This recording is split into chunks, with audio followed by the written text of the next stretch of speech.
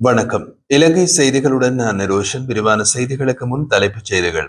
ஜனாதிபதி அனுருகுமார திசாநாயக்க தலைமையில் நடைபெற்ற 2026ஆம் ஆண்டுக்கான வரவு செலவு திட்ட பூர்வாங்க கலந்துரையாடல்.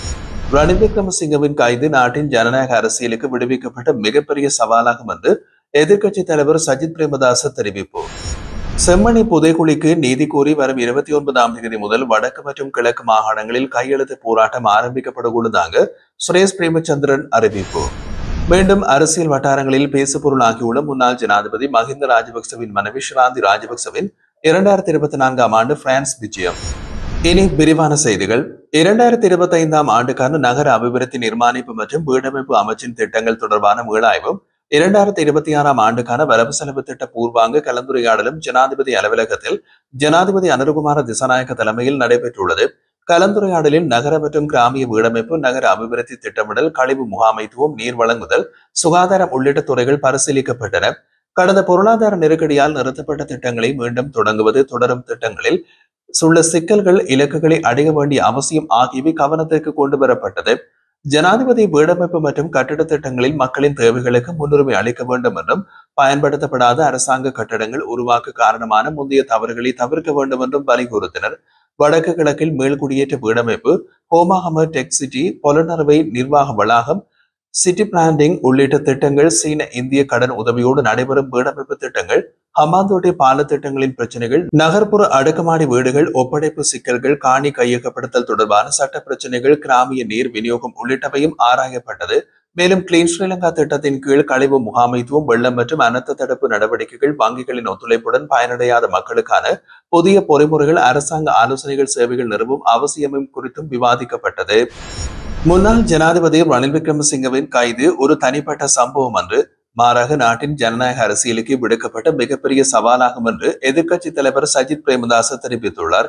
ரணில் விக்ரமசிங்க கைது செய்யப்பட்டதை அடுத்து நிலவும் அரசியல் சூழ்நிலைகளை பற்றி கலந்துரையாட எதிர்க்கட்சியினை சேர்ந்த அரசியல் கட்சி தலைவர்கள் நேற்று எதிர்க்கட்சித் தலைவர் அலுவலகத்தில் சஜித் பிரேமதாச தலைமையில் கூடியிருந்தனர்.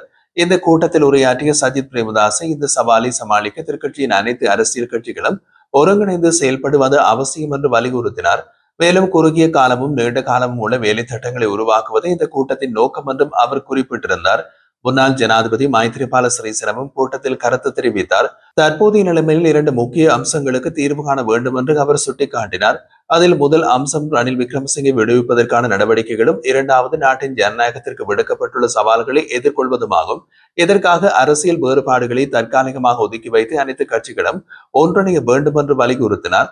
கூட்டத்தில் பங்கேற்ற அனைத்து கட்சி தலைவர்களும் எதிர்க்கட்சிகள் ஒன்றிணைந்து செயல்படுவதன் அவசியத்தை வலியுறுத்தினர்.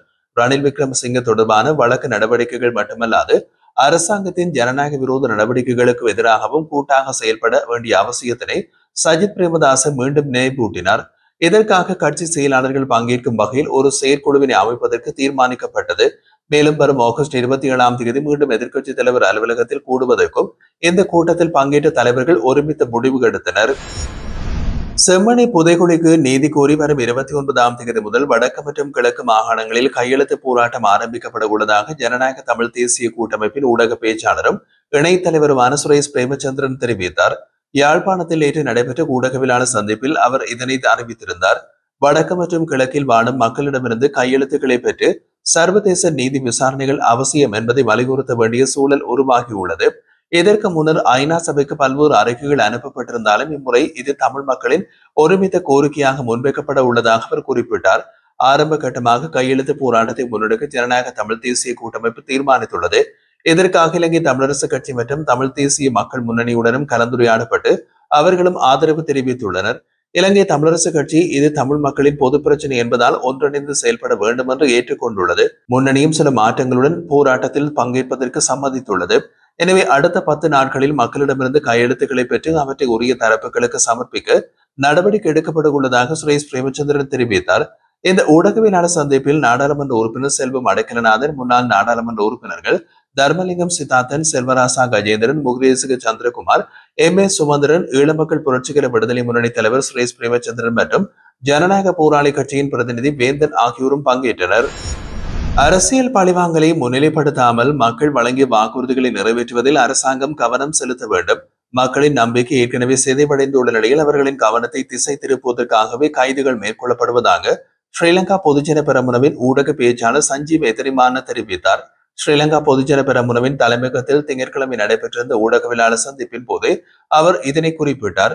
அவர் மேலும் தெரிவிக்கையில், தேசிய மக்கள் சக்தி அரசாங்கம் 75 ஆண்டுகால அரசியல் அமைப்பை சாபம் என்று விமர்சித்து ஆட்சிக்கு வந்தது. முந்தைய அரசாங்கங்கள் பல நெருக்கடிகளை எதிர்கொண்ட போதிலும் பொருளாதாரத்தை மீட்டெடுக்க பல நிலையான திட்டங்களை அமல்படுத்தின. ஆனால் மக்கள் விடுதலை முன்னணி அவற்றுக்கு கடுமையான எதிர்ப்பு தெரிவித்து அந்த திட்டங்களை நிறுத்த செய்தது. இன்று அதே முன்னணியே இடைநிறுத்தப்பட்ட திட்டங்களை மீண்டும் தொடங்க வேண்டிய நிலைமை ஏற்பட்டுள்ளது. இதுவே கர்ம வினை என்று கூறப்படும் நிலையாகும். முன்னாள் ஜனாதிபதி ரணில் விக்ரமசிங்க அரசியல் பழிவாங்கலுக்காகவே கைது செய்யப்பட்டுள்ளார். அரசியல் கட்சிகளுக்கிடையே கொள்கை வேறுபாடுகள் இருக்கலாம். எனினும் ஜனநாயகத்திற்கு எதிரான நடவடிக்கைகள் நிகழும் போது அனைத்து கட்சிகளும் ஒன்றிணைந்து அதற்கு எதிர்ப்பு தெரிவிக்க வேண்டும். நாங்கள் அரசியல் லாபத்தை கருத்தில் கொண்டு ரணில் விக்ரமசிங்கவுக்கு ஆதரவு தெரிவிக்கவில்லை. மாறாக ஜனநாயக விரோத செயல்பாடுகளுக்கு எதிராகவே குரல் கொடுக்கின்றோம். அரசியல் பழிவாங்கலை முன்னிலைப்படுத்தாமல் மக்களுக்கு கொடுத்த வாக்குறுதிகளை நிறைவேற்றுவது அரசாங்கத்தின் கடமை. பலவீனமான நிர்வாகம் காரணமாக மக்கள் அரசாங்கத்திற்கு எதிராக அணிதிரள்வது தவிர்க்க முடியாத நிலை என்றும் சஞ்சீவ எதிரிமான சுட்டிக்காட்டினார். செம்மணி மனித புதைகுழியின் 2ஆம் கட்டத்தின் 3ஆம் பகுதி அகழ்வு பணிகள் நேற்றைய தினம் திங்கட்கிழமை மீண்டும் தொடங்கப்பட்டது. 2ஆம் கட்ட அகழ்வுக்காக நீதிமன்றம் 45 நாட்கள் அனுமதி வழங்கியிருந்த நிலையில் கடந்த 6ஆம் தேதி வரையில் 32 நாட்கள் பணிகள் மேற்கொள்ளப்பட்ட பின்னர் அவை தற்காலிகமாக இடைநிறுத்தப்பட்டிருந்தன. அதனைத் தொடர்ந்து நேற்று 33வது நாளாகவும் 3வது பகுதி அகழ்வு மீண்டும் ஆரம்பிக்கப்பட்டது.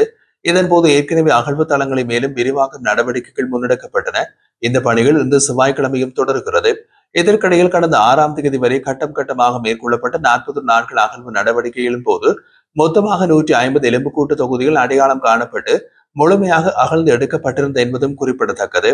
மேலும் கடந்த 14ஆம் தேதி நடைபெற்ற வழக்கு விசாரணைகளில் அகழ்வு மேலும் தொடர வேண்டும் என்று கோரிக்கை விடுக்கப்பட்ட நிலையில் அதற்கான நடவடிக்கைகளை மேற்கொள்ளுமாறு நீதிவான் உத்தரவிட்டிருந்தார். இதன்படி தேவையான ஏற்பாடுகள் தற்போது மேற்கொள்ளப்பட்டு வருகின்றன என்று தகவல்கள் தெரிவிக்கின்றன. சமகால இலங்கை அரசியல் பரப்பில் முன்னாள் ஜனாதிபதி ரணில் விக்ரமசிங்க கைது செய்யப்பட்ட சம்பவம் பெரும் சர்ச்சையை ஏற்படுத்தியுள்ளது. வெளிநாட்டு விஜயத்தின் போது ரணில் விக்ரமசிங்க தனது மனைவியுடன் பட்டமளிப்பு விழாவில் லண்டனில் உள்ள பல்கலைக்கழகத்தில் கலந்து கொண்டதாகவும் அதற்காக சுமார் 2 கோடி ரூபாய் அரசு நிதி செலவிடப்பட்டதாகவும் குற்றச்சாட்டுகள் எழுந்துள்ளது. இந்த விவகாரத்தில் அவர் குற்றப்புலனாய்வு அதிகாரிகளால் கைது செய்யப்பட்டு நாளை வரை விளக்கமறியலில் வைக்கப்பட்டுள்ளார். இந்த நிலையில் முன்னாள் ஜனாதிபதி மஹிந்த ராஜபக்சவின் மனைவி ஷிராந்தி ராஜபக்ச 2024ஆம் ஆண்டு பிரான்ஸ் விஜயம் மீண்டும் அரசியல் வட்டாரங்களில் பேசு பொருளாகியுள்ளது. யுனெஸ்கோ வெசா கொண்டாட்டத்தில் பங்கேற்க ஷிராந்தி ராஜபக்ச பிரான்ஸ் சென்றிருந்தார். அந்த விஜயத்தின் போது அவரது உறவுக்கார பெண் டெய்சி ஃபாரஸ்டையும் உடன் அழைத்து சென்றதாக தகவல்கள் வெளியாகியுள்ளது. அந்த பயணத்திற்காக 2,50,80,681.49 ரூபாய் செலவிடப்பட்டதாக அறிக்கைகள் தெரிவிக்கின்றன. குழுவில் தூதரக அதிகாரிகள் 2 உட்பட 4 தங்கும் மற்றும் உணவு வசதிக்கு 1,61,75,465 ரூபாய் செலவிடப்பட்டுள்ளது. தனிப்பட்ட பயணங்களுக்காக அதிசொகுசு வாகனங்கள் பயன்படுத்தப்பட்டு அதற்கு 75,93,061 ரூபாய் செலவாகியுள்ளது. ஷிராந்தி ராஜபக்ச தங்கியிருந்த ஹோட்டல் உலகின் மிக கட்டணமுள்ள ஹோட்டல்களில் ஒன்று என்பதனால் அங்கு பிரிட்டனின் மகாராணி எலிசபெத் உட்பட பல பிரபலங்களும் கூட அதிக கட்டணத்தில் தங்குவதை தவிர்த்ததாகவும் கூறப்படுகிறது. இந்த விவகாரத்தை பற்றி நல்லாட்சி காலத்தில் வெளிவிவகார அமைச்சராக இருந்த மங்கள சமரவீர நாடாளுமன்றத்தில் அரச நிதி முறைகேடாக பயன்படுத்தப்பட்டதாகவே குற்றம் சாட்டியிருந்தார். அந்த காலத்தில் பெரிதாக விசாரிக்கப்படாத இந்த குற்றச்சாட்டு தற்போது ரணில் விக்ரமசிங்க கைது செய்யப்பட்டுள்ள நிலையில் புதிதாக அரசியல் சர்ச்சையினை உருவாக்குகிறது.